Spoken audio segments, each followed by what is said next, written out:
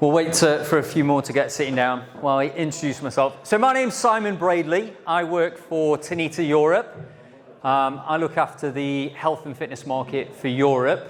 I'm not sure if any of you were here before, but there was another Simon on stage for Tanita. So if you're a little bit confused why Simon's grown hair all of a sudden, then it's because it's a different Simon. But we're going to be talking today about rethinking the fitness industry and the way we communicate to the fitness industry. And then how do we future-proof the industry, how we present ourselves, how we communicate to different groups, but also the opportunities that opens as an organization as well as gyms, as health clubs, as professionals that work in this industry. And also, I guess, commercially, as gym owners, how that can help us to grow revenue. You know, we've had a lot of talks already today, from Charlie at FMA through with GSN, and we're talking about increasing secondary spend. Well, our organization helps gyms, helps clubs to increase secondary spend revenue. It can help to improve the retention of your gym, and it can also help to bring in new demographics, new audience into your club as well. So those are some of the things we're going to try and talk about. Hopefully the clicker works all right. So a couple of questions here, and I want you to think about this as, do we have a problem with our industry and the way we present ourselves? Is that a problem moving forward? Okay, and bear in mind the topic that started with is health over aesthetics. And I'm going to give you some examples of some of the ways that traditionally we've communicated as a industry. And also, we've got to think about who do we want to appeal to? Who do we want to attract? Where are the opportunities to get new membership and new people into the gym? Are most people concerned about aesthetics, or are most people concerned about health, or somewhere in between? Okay, and who are we attracting as an industry right now? And again, I've spoke about, are we missing the biggest opportunity there? So again, a couple of surveys. I know Charlie also mentioned some of this data earlier on today. But there was a survey basically done in the UK that 70% of UK adults want to be healthier. Okay? So they're not saying they want to have bigger biceps or better shaped chest or be leaner necessarily. They said they want to be healthier. And again, I want you to think about the way you communicate as an organization, the messages we put out there, the conversations we have when someone walks into the gym. Is that relatable to the goal? Okay? And are we attracting those people into our gym? So what about if we change the way we communicate? Because if I look at the islands, 5 million people, 70%, 3.5 million people potentially want to get healthier. Okay, and if we look at the gym usage, and again, this was another figure, 14% of UK population are members of gyms. So we're missing a big opportunity there. And again, that could be about the way we communicate, not just visually, not just the way we advertise, but again, the way we talk as well, and the information that we talk about. So again, if we focus more on this, the opportunity is huge. Just thinking about the number of gyms that we've got in Ireland, 650 gyms, that potentially, if we targeted to those people who wanted to live healthier lives, that could add a third to the memberships in the gyms. And again, it's just thinking differently, and it's this fitness. Do we want to be fitter, or do we want to be healthier? And if I look at a lot of the images and a lot of things we talk about, some of the conversations we've had today about Tanita and what we measure, the questions are always about performance, about improving the lean mass. But what we should be talking about is those things on the right-hand side. I've said this numerous times today. I'm a 42-year-old dad of 5, right? Yes, I'm still interested in sport, but the average 42-year-old out of 5, I'm not sure the average 42-year-old has 5 kids, but they're probably more interested in just making sure they can keep up with the kids down the park, making sure they can get up the stairs without eating breath. They want to be healthier. They want to live longer as well. They want to have better aging. They want to stay disease-free, and they want to stay pain-free. They want to stay mobile. But again, is the way we present ourselves focused on those things, or is the way you communicate more focused on the things that we're seeing on the left-hand side? Enhancing performance, improving the appearance, toning up, losing weight. Losing weight sits in the middle because, yes, it's an aesthetic part, but actually it's a massive contribution to being healthier at the same time. So again, it's just about mindset and again, the way we communicate and who we communicate to. And I'm going to get on to why Tanita can help with that moving forward. Also, just commercially, who spends the most on health-related products? It's not that young, good-looking, muscular 20-year-old. I'm not in that age group anymore. It's the other side. It's the 45 to 65-year-olds. They're the people investing and spending money on health-related products. And again, thinking about, is the way we communicate, is the way we talk, is the way we present ourselves targeting that market from a commercial point of view at the same time? So again, I've spoke about this, 70% of Brits exercise not because they want to look better, but because they want to be healthier.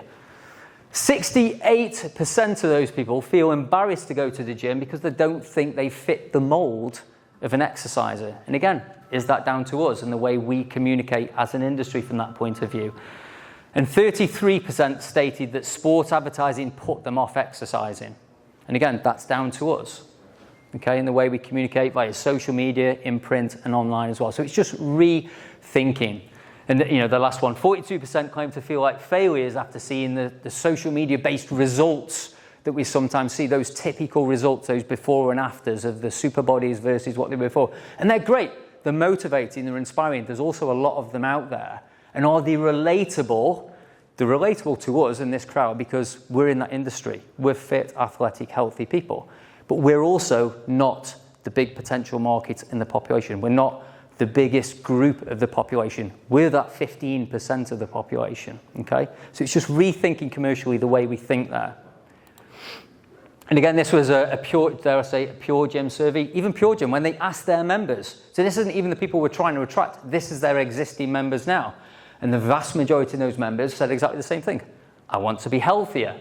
And again, there are things down there which are related to the aesthetics, but the big message there is they want to be healthier and they want to stay healthier. So think about, is that in line with the way you guys are communicating at the moment? Extreme examples, but this is what we've typically seen over the last couple of decades in terms of advertising in the gym. Again, you can see I'm not that kind of guy. I'm a cyclist, so I'm more on the weedy side than the muscular side. I'm working in the industry. I'm a reasonably healthy, fit guy, but that's still intimidating to me. So what is that message to people who don't exercise, who may be a little intimidated coming into that location in the moment as well? So that's a little bit about the sort of the commercial, the visualization, where the opportunity is, the way that we present ourselves, okay? Now I'm going to link this now to some of the data, because of course what we do at Tanita is we measure lots of different things, not just related to performance, but relating to health as well.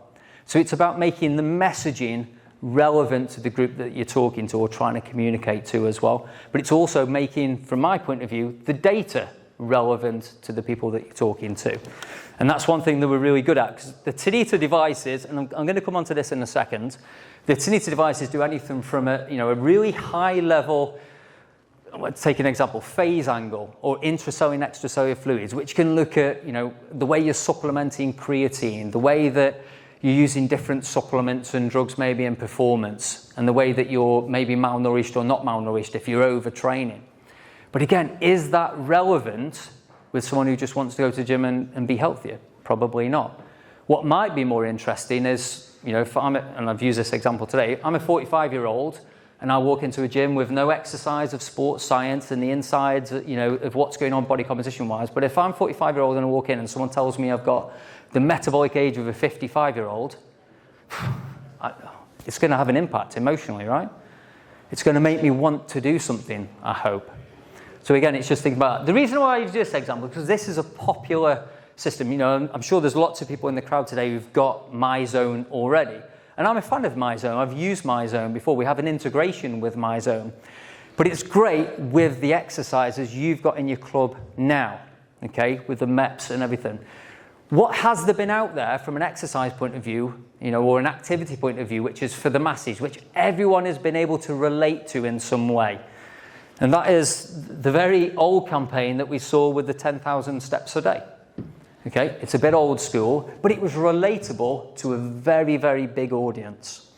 Okay, and that again is going to come through when we're looking at measuring members. Now, When I first started, I've been with Tanita for 12 years. When I first started, in fact, even up until 3 years ago, even before we had this lockdown with the pandemic and so on, when I used to stand at exhibitions like this and other events, even when I was face to face with the end user, it was more about, should I have body composition in the club? Should we be doing health assessments and health measurements? And notice that I'm going to talk about more about health assessments than body composition measurements, because that's what we're looking at here. Nowadays, the conversation tends to be, what should we do in terms of health assessment? What equipment should we have? What should we be measuring with our members? Because again, people are looking, in the UK government are doing this, and I'm interested to see what's happening in Ireland, but the UK government are trying to force people to take their own initiative, not just in terms of the fitness, but in terms of the health. You know, and I've used this example, but when I first met my wife, that was about the same time I joined Tanita, funny enough. So I was really excited about the brand then. So we used to talk about measuring body fat all the time. But you can imagine that discussion, you know, on that first date, saying, yeah, I sell body composition monitors. Get on and we'll measure your body fat. It's not going to happen on the first date. You know, that's for sure. Now, what we see is the sharing the data.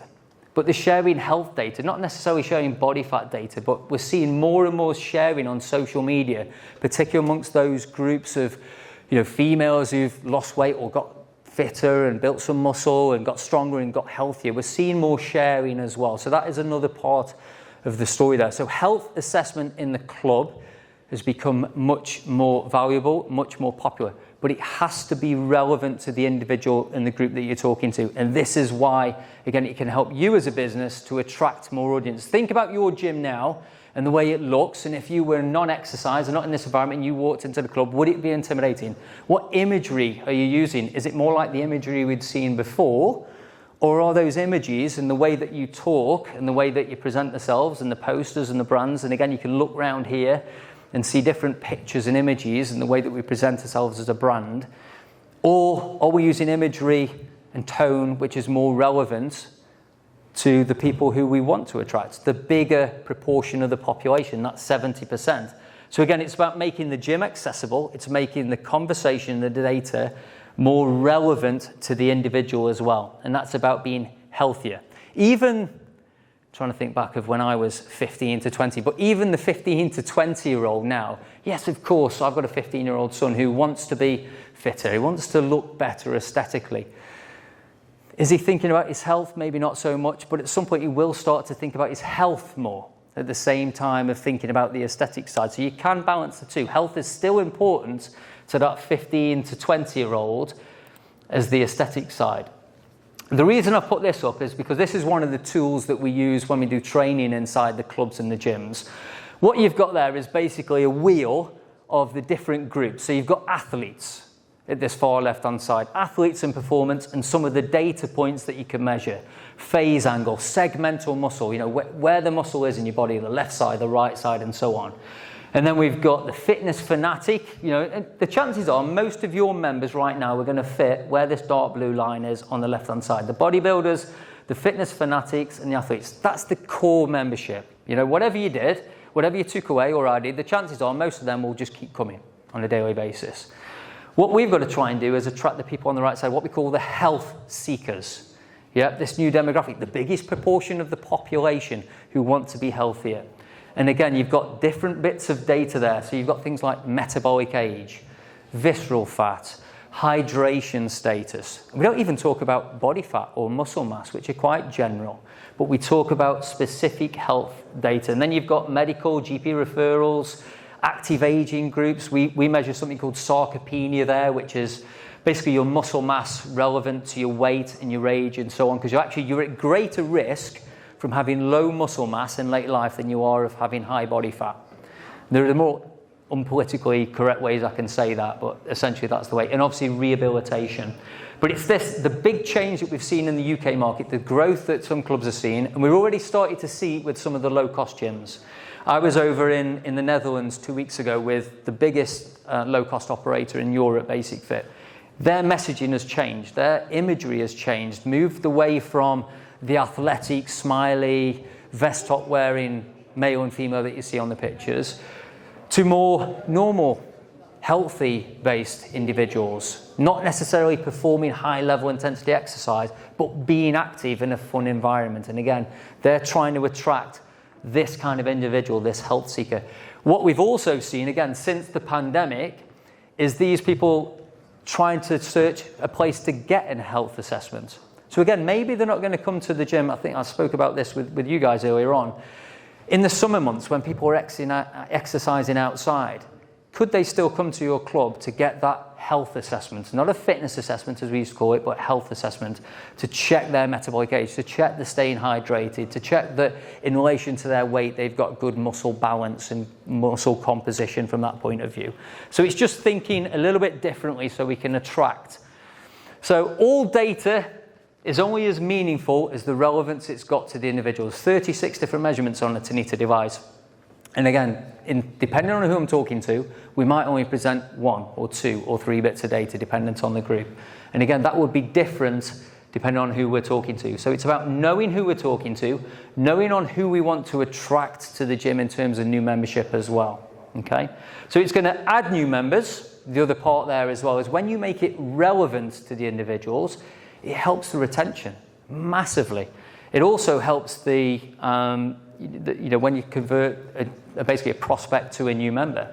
I've said this to everyone I've met today who've already got a Tanita. I know I said it to you guys there, but anyone who walks into the gym and wants to have a look around, the first thing I would always say is get them on the Tanita device.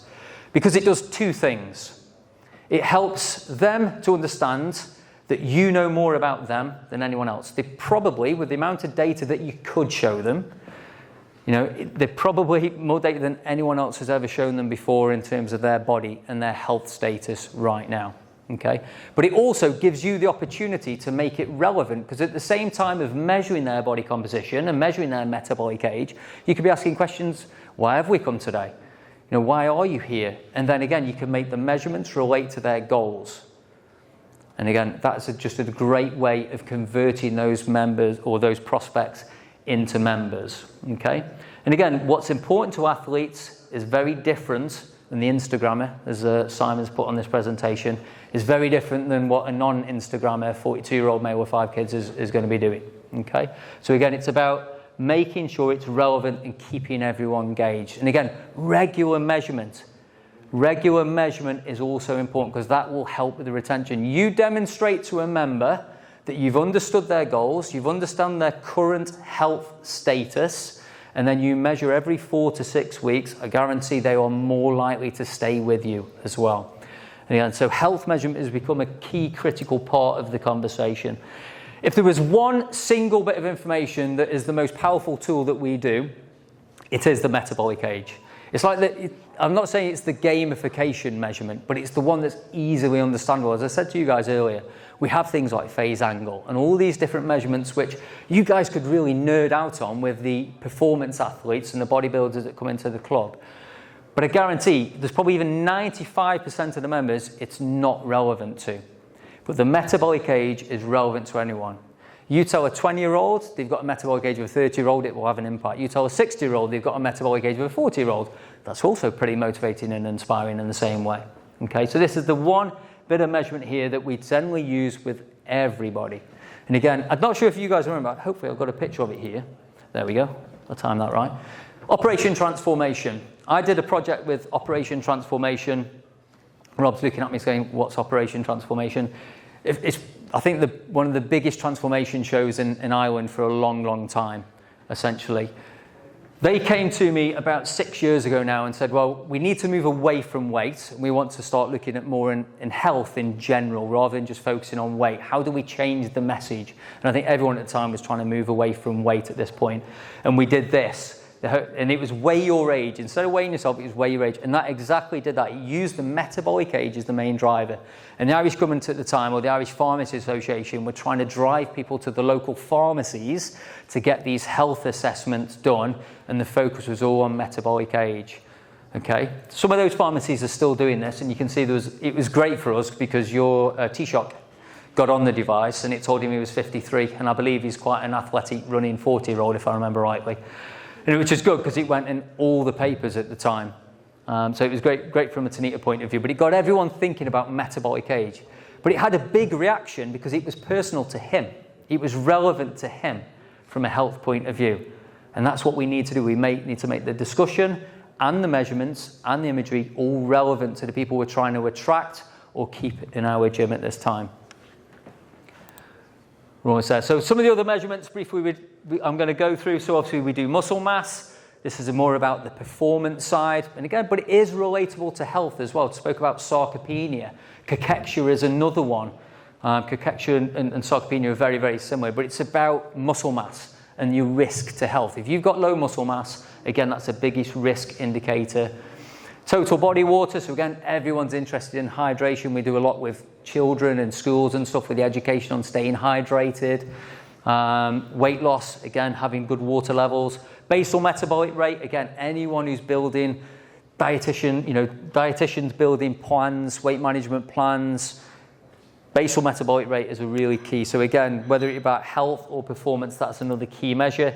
Intracellular water, again, this is more related to performance and not necessarily related to health. Sarcopenia index, segmental muscle mass, again, it's more performance, rehab maybe. Just an example, and there's more functional training that happens in gyms as well, but being able to identify where the muscle is in the body. And maybe you've had someone who's been coming for 6 months and they've got an injury, or they've still got this muscle balance, but that also might be a vehicle to cross-sell secondary services that you offer. Cross-selling functional training services, cross-training personal training. And that's one thing I really say is anyone who has a health measurement, and I'm not saying body composition, a health measurement device in your club, put it where people can see it. Because I was a personal trainer 20 years ago, before I started to work for Tanita. The number one place I wanted to hang around to try and recruit clients is where they measured. Yeah, because the Tanita device, it looks quite technical. Okay, so you'll get members sort of walking around looking like this, what's this device? That's the ideal opportunity to go engage with that member. Go up to them. Have you seen this before? Have you had this done before? Get them on the device. Okay, and again, as a personal trainer, I'm asking questions. Well, why did you join? What's been happening?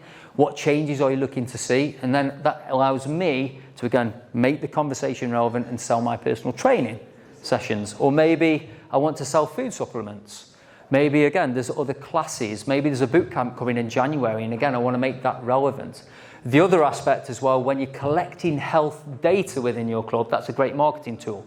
It's a great tool that you can use to demonstrate your services, demonstrate how successful you are as a club or as a personal trainer or as a performance coach or as a health assessor at getting results. If you've got a boot camp campaign coming in January onwards, what better way to promote that than making the imagery relevant to that group you're trying talking to, but also demonstrate that, hey, last year we did the same program and 40 to 50-year-old females lost an average of 5% body fat because you've got that data there. So wherever you can, use the data, save the data, make it relevant to the individuals. Just want to give you a couple of examples of how we've done this in the past, and how we're doing this currently. So this was a study done in the UK. So this was Moore Park Health Club in Blackpool. This was in partnership with eGym, actually. So the Tanita integrates into the eGym system. The other thing, we have integrations with Technogym, eGym, Matrix, BodyTrax, CoreView, lots of different integrations there. But they installed the fitness hub, or the health assessment hub as it is, into this location. 17.5% increase in new member sales because, again, they were getting people on the device when they walked into the door. They demonstrate that they knew more about their bodies than they did themselves. Attrition reduced 2% and the additional income. And again, that's another thing to think about. There are different ways you can monetize the service. Firstly, you improve the retention. That's going to help the top line as well. Secondly, selling those secondary services, that's another way to improve the revenue. Recruiting new members, another way of generating additional revenue. But of course, then you could just add this as a premium membership feature. You could pay to play. You could pay to have a measurement, have a health assessment. Remember during that lockdown period, some gyms started to do digital memberships. So you didn't have to go to the gym. You had an online facility to do that. Well, what about if your gym just sold health assessments? So you know what? You don't have to come to the gym. You can buy a program, you can exercise at home, you can use your Peloton bike if that's what you want to do. But we still want you to come down for a health assessment. So again, promoting health assessments and trying to get to these health seekers, whether they're exercising at home, in your gym, or outside in the summer months, could still come back on a regular basis to get these health assessments. And again, it's another opportunity to cross-sell other services. Again, just another one, Body Street. Again, they changed the way Body Street, obviously, I know you know that, hopefully you know those guys at EMS Studios. Very big in the German market. We're seeing more and more appear in the UK. But their messaging has changed. When they very first started out, it was performance-based. If you look at the images, there were athletes in those suits in front of those machines. The messaging has changed, more lifestyle-based. In fact, they've got the kids in the pictures as well. The industry is changing, the messaging is changing, the way these brands present themselves. And again, you can see these guys have also focused on the metabolic age because it's relatable to a big, big audience. And another thing they do is also add that into that presentation. When people first come to look at the site, first thing they do is get them on a body composition. You demonstrate to the individual that maybe they're in bad shape, so they need to change. But again, you demonstrate to them that you know more about them than they should. And it's having that emotional response that it generates. And again, health MOT. So one of the things that we do is when we put a device in, we help the organisation. We ask those questions of who are you trying to attract? Who are your current membership? Where are the pain points? Have you got a problem with retention? Or, I think Charles was on about earlier, reaching those new groups that we spoke about. So again, having this health body MOT, and that's something we'll do. We have a whole batch of materials, images and content that we can help you guys build that story and that messaging in the club as well. And again, that could be open to non-members as well. Not just your membership, but opening up those health assessment services to non-members, either as a chargeable service or even going out into workplaces. And again, doing these sort of health assessments in the workplace as well. All right, so what's your gym's ambition? What is your gym's ambition? It might be all of these. Is it to increase your membership, improve retention, increase the revenue, improve the health of your members? Just demonstrate to your members that what you do is great, and that you can help them to live healthier lives. Then I suggest that we've got to review those internal messaging and the external promotions that we do. Implement health assessments, not fitness assessments. Bring those health assessments out onto the gym floor so people can see the equipment and see what's going on. It's not like the days when I was doing it where we had a little tiny room at the back of the Esporta Club in Stoke where we try and convince people to come in and let me pinch them with some calipers. It's changed. It's really simple. Within 5 minutes, you could have done an assessment, found out what their current health status is. It's not, again, I keep repeating, it's a health status, not a body composition status. And then find out a bit more about their goals and aspirations. And review your members on a regular basis. That's the final thing. And I'm going to finish with this wheel because, again, hopefully you can recognize some potential members in that group. Hypothetically speaking, if somebody was 45 years of age and they got a metabolic age of 37, how good would that be? You're talking from personal experience now. I think that's just a subtle brag there, Carl. So Carl got onto a device earlier, and you are 45, but you got a metabolic age of 38. So, well, you're already a member, right? But I can tell you, 90% of the time, it's not that way around. It's the other way around. And we did it. I know we had Operation Transformation here, but we had another TV show in the UK during the lockdown period with Michael Mosley. Does anyone know Professor Michael Mosley? He was the one that did the intermittent fasting diet. We did a TV show with him because at the time they were saying that, I don't want to say the word nowadays, but COVID, for example, you were at greater risk of negative outcomes with COVID if you were obese, if you were over fat, basically. So they wanted to use body composition as part of that. And the one metric they also focused on was the metabolic age again, because they didn't want to make it fat specific or muscle specific, so they used metabolic age. And I think they had 8 to 10 participants on that show. And all of them were obviously much, much older, some as much as 15 to 20 years older than their actual age. And I can tell you 5 of the 10 cried on the show as well, which is fantastic from a marketing point of view and from the show point of view. The point is, it had an emotional response. So you can imagine how much they wanted to change that and how much they then engaged with that process. And I'm not saying you make everyone in the gym cry or your prospective members cry, but it is something to think about. It's about taking that data, taking those conversations, making it relevant and having that emotional connection with those individuals as well. Are we good? Can I get to the bar now? Very good. Yeah, no questions? All right, thank you very much.